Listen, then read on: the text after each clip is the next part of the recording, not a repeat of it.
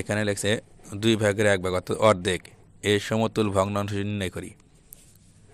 অর্থাৎ একটা ভগ্নাংশ দেওয়া আছে 2/1 অর্থাৎ অর্ধেক, এর সমতুল ভগ্নাংশগুলো কী কী তা নির্ণয় করতে হবে। তা দেখি এখানে কীভাবে আছে। এই বালকে বলতেছে যদি আমরা লব ও হরকে 2 দ্বারা গুণ করি আমরা পাই, দেখো লব হচ্ছে উভয় সংখ্যা আর হর হচ্ছে নিষ্ক্রিয় সংখ্যা, তাহলে উপরে আছে 1, 1কে 2 দ্বারা গুণ করি তাহলে 2 1কে 2, আর হর হচ্ছে 2, 2কে 2 2 দ্বারা গুণ করে 2 2 4। এরপর এখানে 3, 3 1কে 3, 3 2 6, এই খালি করে এখানে 3 এখানে 6। এরপরে এখানে কত হবে 3 এর পর 4, তাহলে 4 1কে 4, 4 2 8, এখানে 4 হবে এখানেও 4 হবে। এরপর 4 এর পরে 5, 5 1কে 5, 5 2 10, এখানে 5 এখানে 10 হবে।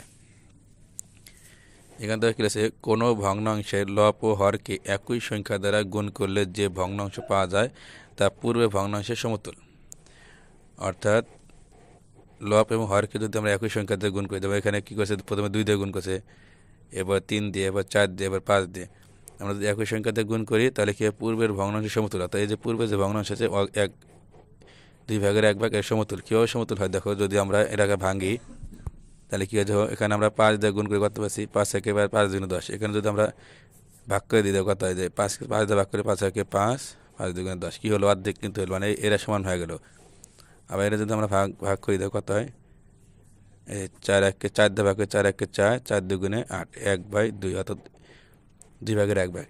তার মানে আমরা যদি একই সংখ্যা দ্বারা গুণ করি, গুণ করার পর যে ভগ্নাংশগুলো হবে এই ভগ্নাংশ এই যে পূর্বের যে ভগ্নাংশ হতো যে 2/1 এর সমতুল হবে, মানে এর সমান হবে।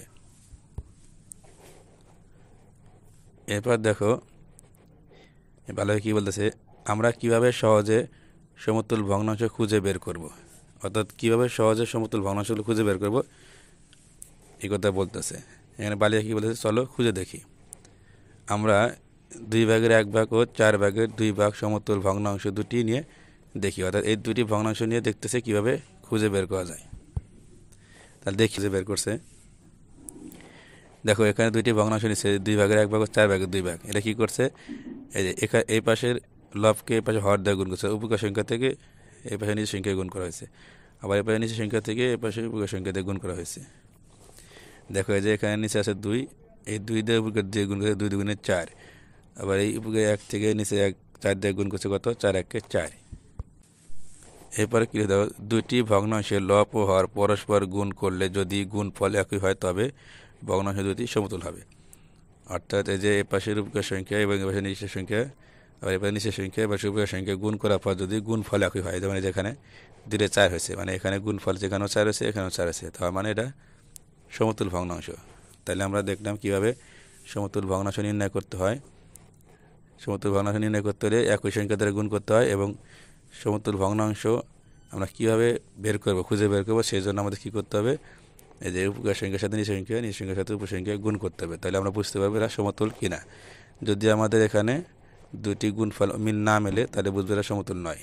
যেহেতু মিলে গেছে তার মানে এটা সমতুল ভগ্নাংশ।